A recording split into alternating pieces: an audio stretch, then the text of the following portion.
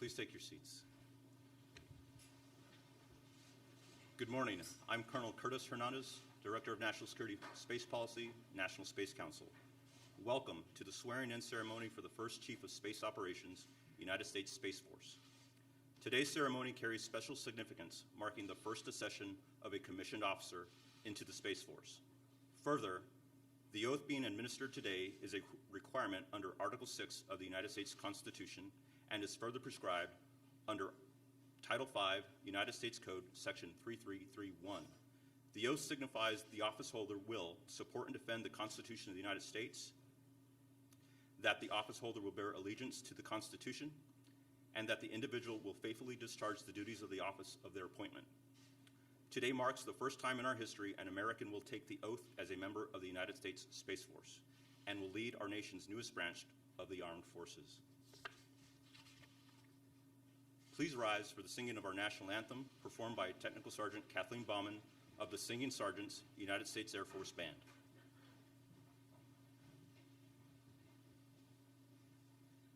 Oh, say, can you see by the dawn's early light what so proudly we hailed at the twilight's last gleaming, whose broad stripes and bright stars through the perilous fight o'er the ramparts we watched were so gallantly streaming, and the rockets' red glare, the bombs bursting in air, gave proof through the night that our flag was still there.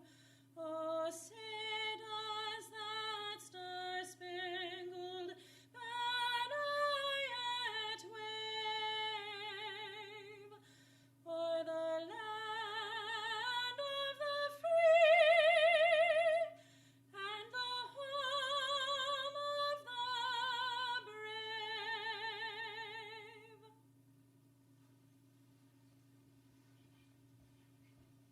Thank you, Tech Sergeant Bowman. Ladies and gentlemen, please welcome Major General Stephen A. Shake, Chief of Chaplains, United States Air Force, for the invocation.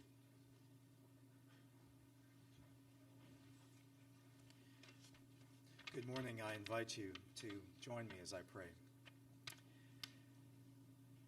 Loving God, whose glory is displayed in the heavens, cover us this day with your mercy and favor as we seek to keep our nation and your heavens a safe and peaceful domain. We humbly ask your wisdom to rest upon and within our president, our nation's leaders, and upon our nation's first Chief of Space Operations, General J. Raymond. Guard and guide him as he organizes, trains, and equips space-minded professionals to deter, defend, deliver, and develop space forces that will secure the blessings of liberty for Americans today and tomorrow. And our prayer for General Raymond is simple. Go before him that he may follow in your steps. Go behind him to steer him when he strays, and go beside him as his strength and joy for the journey. This is our prayer. Amen.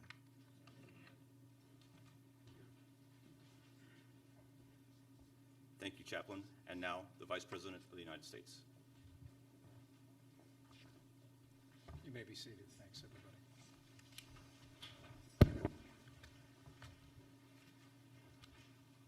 Well, thank you all for being here. This is a distinguished gathering and a historic moment. And on behalf of the President of the United States and the First Family, welcome to the White House. Today is a historic day for our nation because today we will swear in the leader of the first new branch of the United States Armed Forces in more than 70 years, the Chief of Space Operations, General J. Raymond.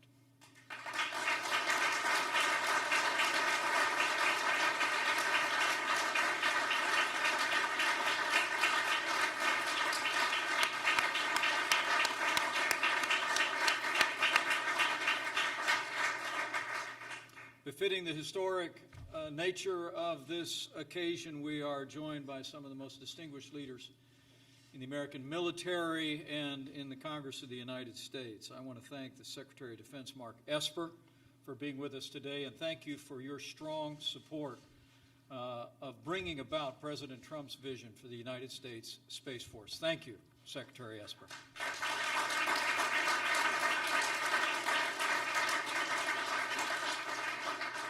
And the still new Secretary of the Air Force, but someone who has thrown herself headlong into this partnership and the launch of the United States Space Force. Join me in thanking the Secretary of the Air Force, Barbara Barrett. Thank you, Madam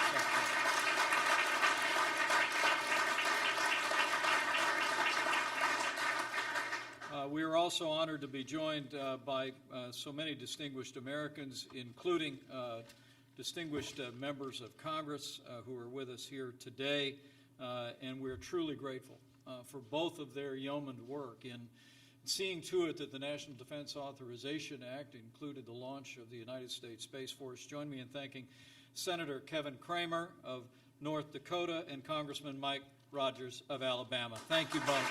Thanks for your leadership.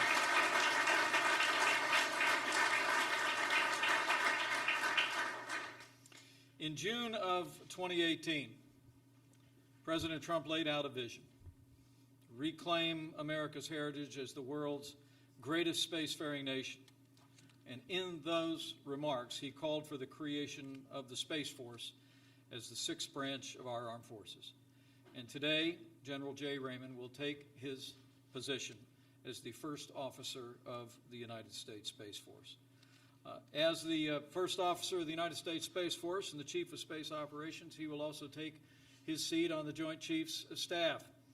And I'm very pleased to be joined today with several members of the Joint Chiefs. Join me in thanking the Vice Chairman of the Joint Chiefs, General John Hyten, and General David Goldfein, who are with us here today. Thank you all. Thank you.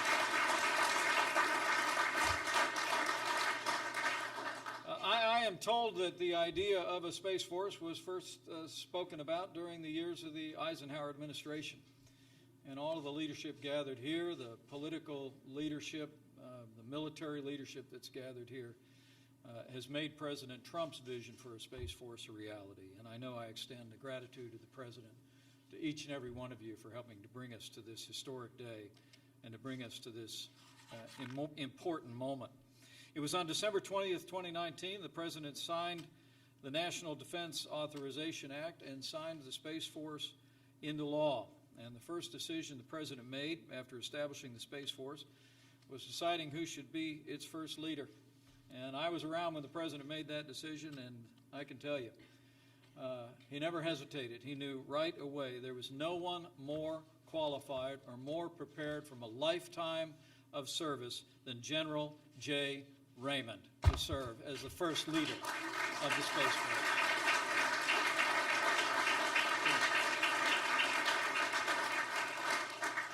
More on him in a moment, but I just learned the depth of tradition of military service of this extraordinary family. It is remarkable to think that since 1865, the Raymond family has worn the uniform of the United States. His great-great-grandfather graduated first in his class from West Point. Other West Point's graduates would include his great-grandfather, his grandfather, and his father. I am told that in his version of teenage rebellion, he headed to the Air Force. What an incredible tribute, what an incredible family. And speaking of his family, would you join me in thanking his extraordinary wife, Molly, for the lifetime of service that she's rendered to this nation. Thank you, Molly. His brother Greg, his sister-in-law Beth are here, his sister Janet, her husband Bill. We thank you. We thank your whole family for your dedication, your love for this country. But most importantly, we have a military mom and a military spouse who has lived that tradition and I think is maybe the proudest mother in America today. Would you join me in thanking General Raymond's mom, Barbara, for her extraordinary contribution to this nation. Thank you, Barbara. think today's remarkable turnout for this occasion just shows the importance of this position to our national security. And I think it is also a testament to the respect that General J. Raymond commands among his peers all across the military in the United States. General Raymond was the perfect choice for the President to lead the Space Force because of his integrity, his decades of experience, particularly in understanding and leading the defense of this nation and the maintenance of our assets in space. General Raymond, as I mentioned, comes from a proud history of military service, but himself, he has served his country as an Air Force officer for more than 35 years. At that time, he has extensive experience overseeing all of our military operations in space. For the last 3 years, he led nearly 30,000 men and women at Air Force Space Command, which is based at Peterson Air Force Base in Colorado.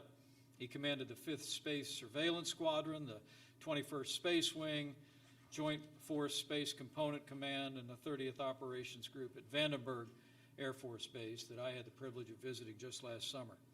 For his exemplary service, he has earned a chest full of medals, from Distinguished Service with an Oak Leaf Cluster to the Defense Superior Service Medal, and the list only goes on. In each of his roles over the last 35 years, General Raymond has excelled. He has led with distinction. And I can tell you that having met with him already about his plans to move out with the launch of the United States Space Force, I know the next year is going to be a busy year, and we are going to see literally thousands of Air Force personnel added to the roles of the Space Force, and the United States Space Force will have an extraordinary launch under General J. Raymond.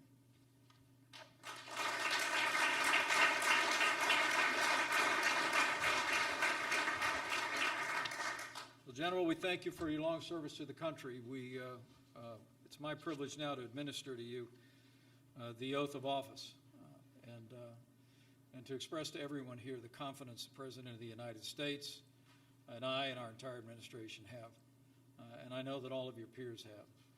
It is President Trump's belief that the United States must remain as dominant in space as we are on land and sea and the air. And your charge is to see to that mission with the United States Space Force, to defend this nation and to defend our ideals. And we know that you will answer that call with the integrity and with the conviction and with the professionalism that has characterized your entire career. So with that, it will be my great honor to administer the oath of office to the new Chief of Space Operations for the United States Space Force, General J. Raymond. General? Raise your right hand and repeat after me.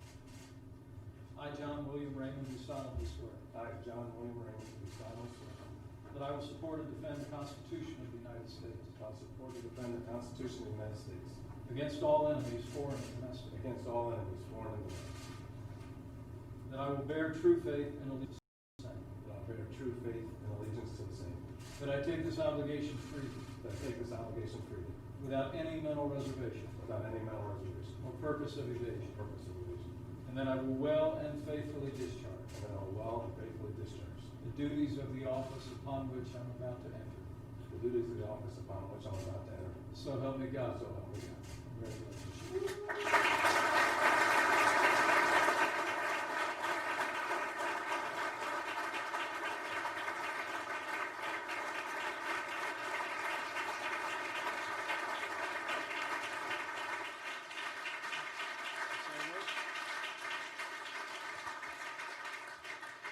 Ladies and gentlemen, it's my privilege to introduce to you the first officer of the United States Space Force, the Chief of Space Operations, General J. Raymond.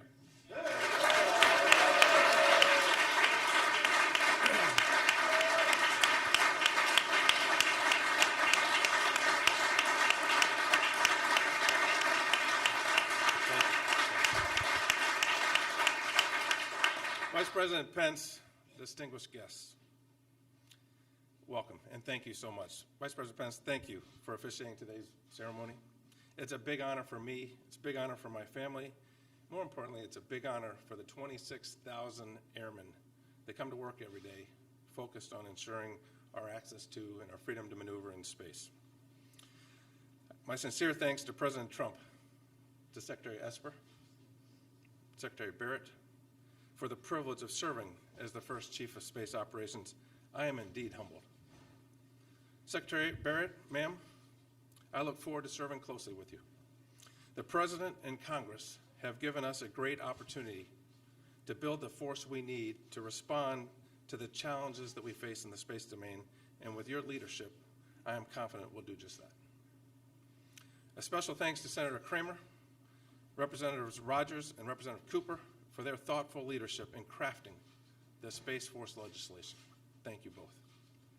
Finally, I want to thank my family for being here and for their continued support. So, Mr. Vice President, you said I have integrity. So I told Molly that this was going to be our last move. And so integrity is a core value in the Air Force and in the United States Space Force. However, I lied, and thanks for packing up one more time. I promise.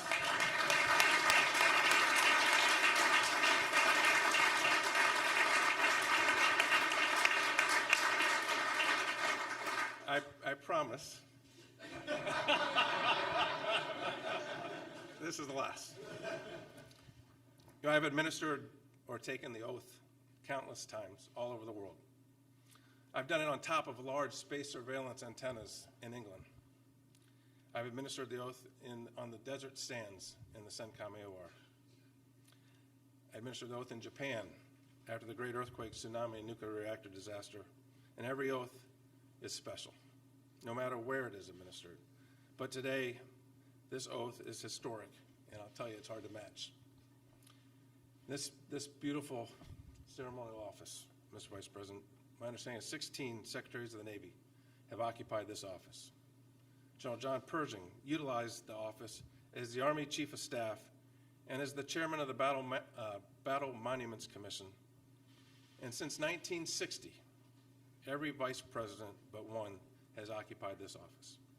When you walk into the door, the history seeps out of the walls. It is palpable. And today, we add one more historical event to that long and impressive history. On 20 December, with the signing of the National Defense Authorization Act, the President established the United States Space Force as the 6th branch of the armed services. Not only is this historical, but it's critical. And this establishment is absolutely critical to our national security and that of our allies. And it's not lost on me, or it's not lost on the airmen that I am privileged to serve with. Mr. Vice President, we have our marching orders, and we are moving out. We do not want a conflict to begin or extend into space. We want to deter that conflict from happening. The best way I know how to do that is to do so from a position of strength. The NDAA provides us the opportunity to start with a clean sheet of paper, to build this service in close partnership with the Air Force. And I want to thank my former boss, now my peer, and that's going to be hard for me to get used to saying, General Dave Goldfein. Thank you for your partnership, for your leadership, and for your friendship. We will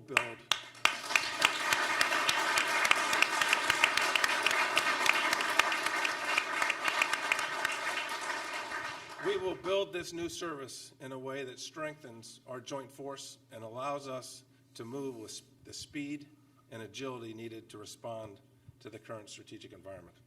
Once built, the Space Force's measures of success will be that our adversaries are deterred and that our joint and coalition partners always have the space capabilities that our modern way of war and our modern way of life depend on. I can't thank you enough for the privilege of being here today. Thank you for the honor of administering the oath. And thanks, everybody, for attending. Have a great day, and it's now time to get to work. Thank you.